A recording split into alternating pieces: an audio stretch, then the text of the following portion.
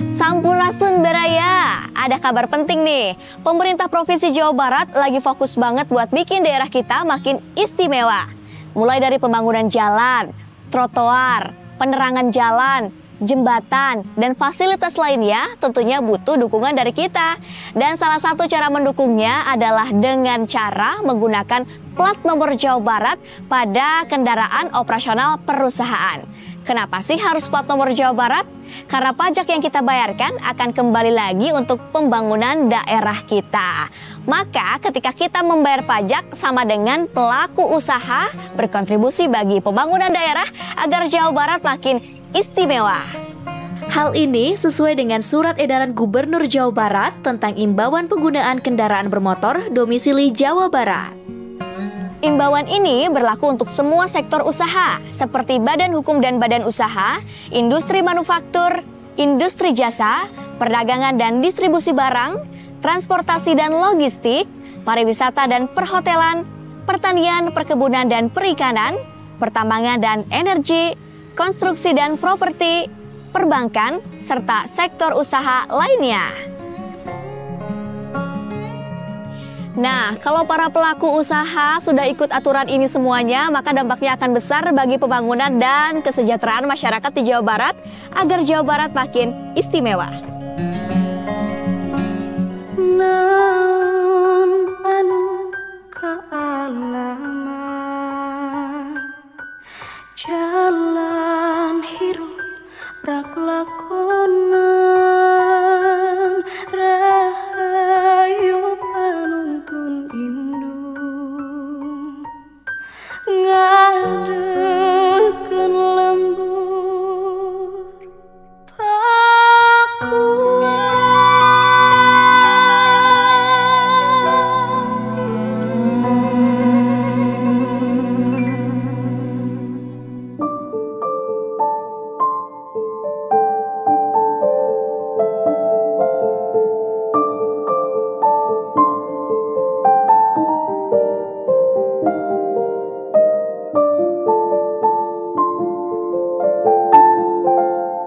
Jadi artinya bahwa bapaknya menghadapi keadaan ini pasti mengalami problem psikologi, ya kan Pak? Saya mau nanti nitip 10 juta buat bapaknya, Pak. Biar dia punya. Saya membacakan yang terakhir Pak. Hari ini Pak, Assalamualaikum sebelumnya. Saya mohon maaf kalau saya lancang Pak. Saya meminta tolong sama Bapak, kalau boleh saya pinjam uang buat modal jualan. Bu, tolong bacain. Ya. saya bingung. Sudah pinjam ke saudara sama teman lagi sudah nggak punya. Sekali lagi maaf Pak. Oke. Saya jawab Pak, karena tadi di jalan. Siap, nanti saya ke rumah sekarang lagi menuju ke Palangpoknya. Ya udah, jadi saya nanti nitip 10 juta untuk bapaknya agar mengalami ketenangan. Ongkos ke sana kemari menghadapi anaknya yang mengalami problem psikologi. Saya udah tahu tuh muternya kemana. Gitu. Jadi problemnya itu. Jadi anak ini mengalami itu karena merasa kehilangan ibunya. Mungkin bapaknya kurang mendapat perhatian karena pegawai di pasar. Karena pegawai Pak. Ya karena ya orang serabutan. Serabutan. Pertanyaannya, ibunya suka ngirim nggak? Nah itu Pak yang belum saya tanyakan. Bapak harus latihan sama saya kalau gitu Pak. Menyerahnya dia. Karena banyak orang yang di luar negeri itu nggak ada kabar, nggak ngirim-ngirim. Itu biasanya problemnya di situ. Gitu ya. Jadi problemnya adalah itu ya. Problemnya adalah itu. Sekarang udah sekolah lagi kan? Sudah Pak. Tetapi pada saat dia masuk sekolah hari pertama, Senin Pak, sudah langsung dapat masalah pula. Apa tuh? Nah, dia langsung cerita ke saya, tidak melalui bapaknya. Assalamualaikum Pak, ini aku minta tolong ya Pak untuk besok, karena memang kalau soal urusan tugas aku bisa mengusahakan. Cuma kalau buat saat ini aku masih belum sanggup Pak. Kalau ngejar langsung semuanya. Aku tidak menyalahkan guru karena kondisi guru pun belum tahu kalau ada siswa pindahan. Terima kasih banyak ya Pak. Oke. Ini enggak. Nah, kita langsung dengan gurunya Pak. Langsung dengan sekolah. Ya, oke. Tapi pada saat itu nggak ada perlakuan khusus bagi siapapun di sekolah ini. Nah, langsung saya kaget Pak. Kenapa kaget? Karena biasa kan beda dengan orang lain. Biasa harus ada perlakuan khusus. Saya mau pindahkan ke SMA 15 Pak. Tadinya. Caranya begini. Kalau yang begitu, kan kita ada tuh yang dikelola oleh Bu Ayu. ya, ada Bu Ayu kan, yang anak-anak yang ya berperilaku istimewa, itu kan dikelola dengan baik, bagus tuh. Ada yang sudah mau berdoa segala macam lah. Tiap hari saya menerima keluhan itu. Itu nanti suruh Bu Ayu nanganin, Purwanto ya, Bu Ayu nanganin. Dia terdaftar di satu sekolah, tetap sebagai siswa, tapi proses pendidikannya bisa diajari oleh Bu Ayu ini, gitu loh. Mendapat perlakuan istimewa, artinya kelebing, tetapi terdaftar tetap di sekolah sebagai siswa. Kan ini istimewa, Pak. Gitu. Karena saya juga tahu psikologi, Pak. Psikologi itu begini. Nih sekolah, terima murid baru. Nanti psikologi sekolah begini, aduh nerima murid yang begini. Iya. Musingkeun, pasti begitu pikirannya, Pak. Iya. Nah ini tugas Pak Purwanto. Untuk kunaon dibikin ke sekolah urang atuh. Ya, gitu loh, Pak. Bu Dok, saya sok gimana, Ibu? Ya, dari peristiwa awal Pak, dari kan kita dapat laporan itu 30 Juni ya Pak Kadis ya. Terus 1 Juli sudah mulai ditindaklanjuti oleh Garut. Kita juga sudah menurunkan UPTD PPA Jawa Barat juga Pak, supaya koordinasi dengan Garut karena kan bisi periogi ke psikolog klinis dan lain sebagainya. Nah setelah itu kan sudah kita serahkan ke Garut, prosesnya juga kita dampingi terus. Nah kita juga kan harus mengambil langkah taktis lainnya Pak ya, karena kan jangan hanya terfokus di satu sekolah yang lain misalnya terabaikan, karena bullying ini memang banyak gitu ya, seperti itu dalam berbagai dalam berbagai bentuk gitu kan, dari mulai verbal, fisik, kekerasan seksual dan lain sebagainya. Jadi kolaborasi dengan Pak Purwanto, Disdik, kami sudah mengadakan kegiatan webinar Pak, kolaborasi dengan PKK juga, karena ada program Pak Aredi Pak di kita, program pendidikan anak remaja di era digital. Saya satukan dengan pendidikan karakter Pancawaluya dan juga Jabar Cekas, Jawa Barat berani cegah tindak kekerasan. Mengundang seluruh kepala sekolah, waktu itu hybrid Pak di Disdik, untuk pertama yang bullying, yang keduanya juga untuk satuan sekolah ramah anak Pak. Jadi sudah 2 kali kegiatan seperti itu. Dan yang untuk di Garut kita sudah turun bersama ya Pak Kadis. Ada roadshow Pak. Oke, seluruh sekolah. Ke seluruh sekolah. Kemarin kita fokus di 10 sekolah ya. Kami hadir kemarin di SMA 6 juga untuk memberikan semangat lah Pak buat anak-anak di sana, seperti itu. Iya, baik. Jadi kan dari sisi penanganan kasus P dan B ini menurut saya sudah relatif titik terangnya ada. Sehingga dari sisi aspek kepegawaian berarti kepala sekolahnya sudah bisa lagi dikembalikan lagi menjadi kepala sekolah. Guru-gurunya kembali mengajar biasa, kan seperti itu kan? Dari sisi aspek kepegawaian tidak ada pelanggaran terhadap mereka. Tidak ada. Tidak ada ya. Nah kemudian tadi secara materialnya orang tuanya ditenangkan dari sisi pendapatan. Oke, clear. Nah, saya titipin hari ini. Yang kedua, saya mengagumi Bapak loh Pak. Sampai Bapak seorang eselon 2 berkomunikasi dengan orang tuanya, berkomunikasi dengan anaknya langsung menjadi tempat curhat, dan Bapak mau nangis. Kalau Bapak mau nangis, Bapak menjiwai penanganan masalah ini. Untuk itu Bapak kalau boleh jangan dulu pensiun 10 tahun lagi Pak. Karena langka loh Pak, orang bekerja menjiwai pekerjaannya itu langka gitu loh. Kan orang hanya jabatan aja, langka. Bayangin loh kalau Garut kehilangan Bapak gitu. Nah Pak Purwanto, bisa nggak nih terakhir, ini mendapat perlakuan istimewa, dikhawatirkan di sekolah yang baru pun gurunya tidak memiliki kualifikasi kasih sayang untuk menangani. Ya, sebenarnya kan kita mempunyai kebijakan inklusi. Jadi anak-anak berkebutuhan khusus. Nah, anak-anak introvert seperti ini itu kan termasuk berkebutuhan khusus, memerlukan penanganan yang lebih dari yang lain. Dan itu tidak bisa dilakukan oleh guru yang biasa-biasa saja. Ya, jadi pertanyaan saya adalah, ini B ini takut jadi korban atau mengorbankan diri berikutnya, pencegahannya nanti mau ditangani sama siapa? Kalau dia pulang ke rumah orang tuanya juga mengalami depresi ekonomi, mengalami depresi mental karena ditinggalkan oleh istrinya sebagai seorang laki-laki sudah bertahun-tahun, itu kan problem psikologi Pak. Tapi jangan nanya saya.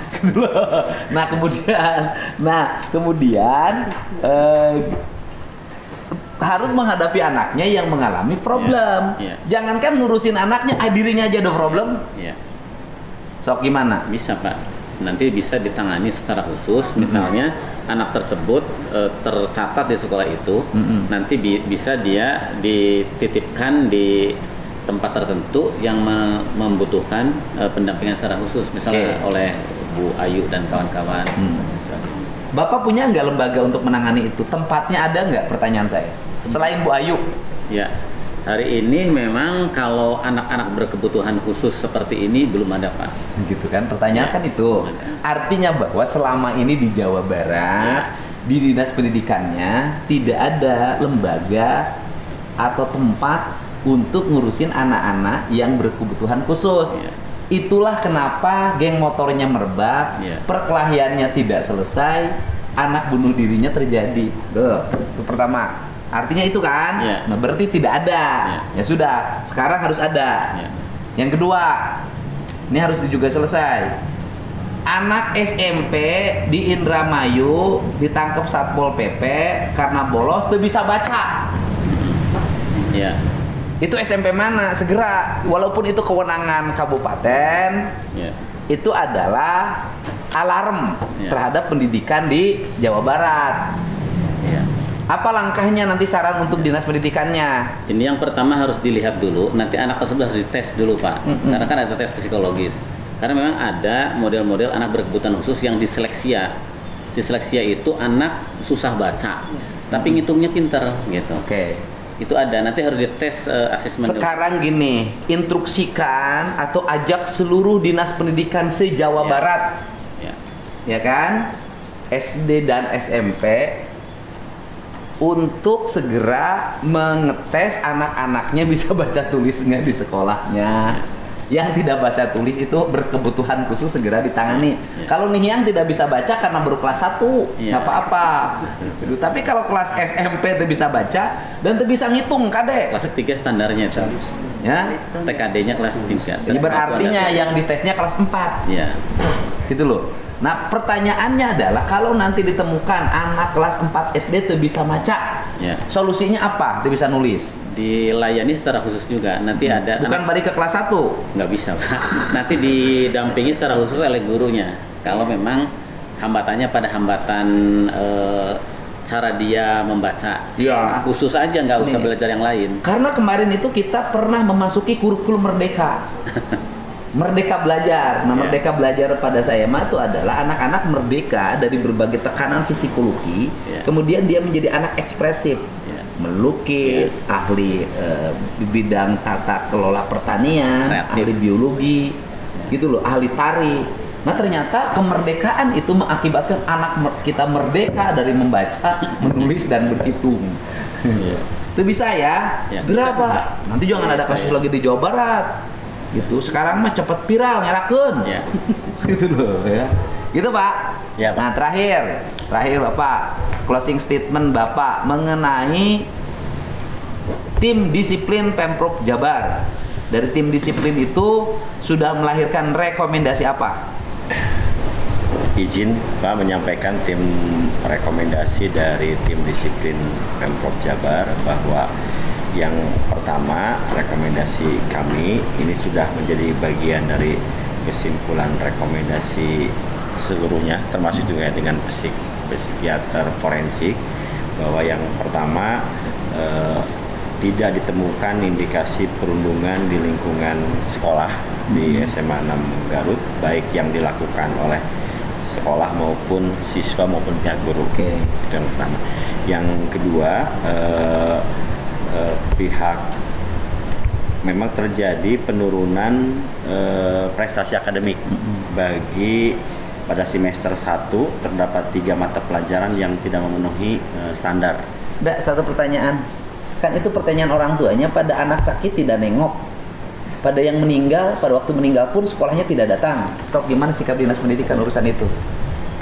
Pertama kan waktu itu saya tanya ke sekolah-sekolah, nggak kesana itu karena merasa takut oleh keluarganya. Karena waktu anak-anak ke situ itu udah mendapatkan perlakuan yang tidak enak. Karena takut. Kalau sakit tidak nengok? pas sakitnya. Ada informasi Pak? Disampaikan aja Pak. Silahkan. Pada hari H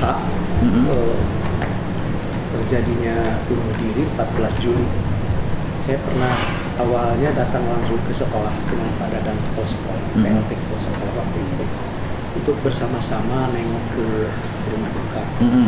Tadi Pak Dadang mengatakan bahwa Pak, saya ngutus dulu aja guru. Jadi sudah sebetulnya Pak, ngutus dulu guru bersama rekan-rekan PEP. Ada 10 orang lah kurang lebih, dan saya ketemu juga di situ ada, tetapi tidak menyampaikan bahwa saya utusan dari sekolah, begitu Pak. Nah, kemudian dia minta saran, Pak, kumahanya abi ayeuna untuk hari H saja, karena memang situasinya belum kondusif Pak, masih orang tuanya masih memendam rasa itu Pak, dongkol, jengkel, dan marah kepada pihak sekolah karena diduga ada perundungan bully tersebut. Ya lain kali aja tuh Bapak mau ke sana, saya duluan aja, seperti itu. Nah, saya sendiri Pak ke sekolah dan langsung waktu itu bahwa saya dari dinas PPKW. Oh iya Pak, yang waktu saya per tanggal 1 Juli ya ke PT bersama tim Bapak. Jadi tidak datang hanya karena takut. Pertama saja Pak, setelah itu dia datang Pak, dan ini mengirimkan foto-fotonya Pak. Waktu awal tidak datang, setelah berikutnya datang. Iya, ini Pak, foto-foto saat dia melayat sampai ke ini Pak, ke pemakaman. Oke, siap. Sudah Pak. Baik, jadi enggak, yang maksud saya itu adalah yang penghukum itu, yang kepala sekolah, guru udah selesai. Sudah Pak. Nah kemudian yang pegawai seluruh provinsi Jawa Barat yang tidak disiplin itu apa? Dari 20 Februari sampai dengan Agustus sekarang, Pak, seprovinsi Jawa Barat, tim disiplin BKD ini sudah menjatuhkan hukuman disiplin sebanyak 44 orang. Dari 44 orang tersebut, 14 orang dikeluarkan dari ASN dan P3K. Dipecat. Kenapa dipecat? Kasusnya ada sebagian kasus mohon maaf ya, korupsi. Yang kedua pemalsuan PAK, angka kredit, tim angka kredit yang di Disdik. Oh, di Disdik angka kreditnya dipalsukan. Supaya naik golongan. Supaya itu. Atau berpengaruh pada akreditasi nggak? Itu. Berpengaruh. Pada penghasilan. Berpengaruh. Pangkat golongan. Terus ada lagi yang lainnya yang ada turun pangkat, turun jabatan. Karena perselingkuhan juga ada Pak. Memang selingkuh ada hukumannya? Ada Pak. Istrinya lapor? Ada yang pelapor. Cuma kondisinya kita lakukan turun. Yang selingkuh yang ketahuan. Pegawai Pemprov yang selingkuh nggak ketahuan banyak. Ada cukup bukti Pak, cukup bukti videonya ada, apanya ada gitu kan. Nah kesimpulan untuk yang kejadian ini Pak Gub, jadi sekarang pegawai ASN Pemprov Jabar yang sudah diberhentikan itu karena melanggar disiplin pegawai berdasarkan rekomendasi dari Kementerian Menpan. Oh iya Pak. Kan pemberhentiannya kan harus izin Menpan. Izin BKN. Iya BKN, Badan Pegawai Negara. Ya. Nah kalau memang misalnya tidak menerimakan, maka yang bersangkutan bisa gugat ke Badan BPASN, yang kebetulan ketua BPASN-nya adalah Menpan. Oke. Kan gitu. Jadi itu jumlahnya berapa yang diberhentikan tuh? Yang diberhentikan 14. Dan yang terakhir, kasus yang terbanyak itu selain yang tadi itu karena tidak masuk kerja lebih dari 28 hari. Itu diberhentikan otomatis? Diberhentikan. Oh mungkin karena memang tidak masuk kerja sudah pengen berhenti? Rata-rata yang P3K ada juga dia sudah mendapatkan kerja di tempat lain, tapi akhirnya tidak mengurus pemberhentian. Ada juga itu kasus di Kabupaten Subang, kata bupatinya itu ASN tapi statusnya sudah terdaftar di pabrik menjadi pegawai. Bisa nggak itu peristiwa itu terjadi? Nggak bisa Pak, itu harusnya berhenti. Bukan, itu ditemukan kasus itu, akhirnya diberhentikan. Ya. Bisa terjadi nggak itu? Kalau dia P3K atau ASN ngelamar ke pabrik, digawe di pabrik. Seharusnya nggak bisa Pak. Berarti di pabriknya diterima kan? Di Subang diterima. Nah izin Pak Gub untuk kasus yang ini disiplinnya sudah selesai, tinggal memohon ke Pak Gub, dan di sini kebetulan ada Kadisdik, terus DP3KB dan PPA Garut tinggal melanjutkan yang jangka menengah Pak, kaitan dengan penanganan psikologis psikiater untuk anaknya. Itu aja. Iya. Ya udah, berarti kan pertama kita mengembalikan kembali jabatan kepala sekolah, ya kan. Kedua, duduk perkara persoalan ini itu bukan karena bully, bukan karena perundungan, tetapi ada problem personal yang akut yang berlangsung sejak lama. Dan itu juga dialami oleh teman dekatnya berinisial B, yang hari ini lagi ditangani, dan inisial B ini harus ditangani secara khusus oleh Dinas Pendidikan. Artinya bahwa tanggung jawab inisial B ini adalah tanggung jawab Dinas Pendidikan Provinsi, bukan lagi tanggung jawab Bapak, Pak. Itu loh, Pak, dari sisi tanggung jawab. Ya kan, bukan lagi tanggung jawab Bapak sekarang, biar Bapak nggak capek, Pak. Nah, gitu jadi tanggung jawab provinsi. Bisa ya, Pak? Hah? Dia suka konsul ke kita. Enggak, artinya dari sisi tanggung jawab, Pak. Ini kalau konsul pembinaan oleh Bapak nggak apa-apa, itu memang kewajiban Bapak. Tetapi provinsi bertanggung jawab kepada Dinas Pendidikannya terhadap B ini untuk selesai sembuh. Referral nanti. Gitu. Itu, Pak. Ya, Pak. Gitu. Ya, nuhun ya, semuanya. Mudah-mudahan tidak ada lagi peristiwa ini, dan ini cermin bahwa Pemprov Jabar detil ngurus rakyat Jawa Barat sampai teknis. Perasaan belum pernah yang kayak gini.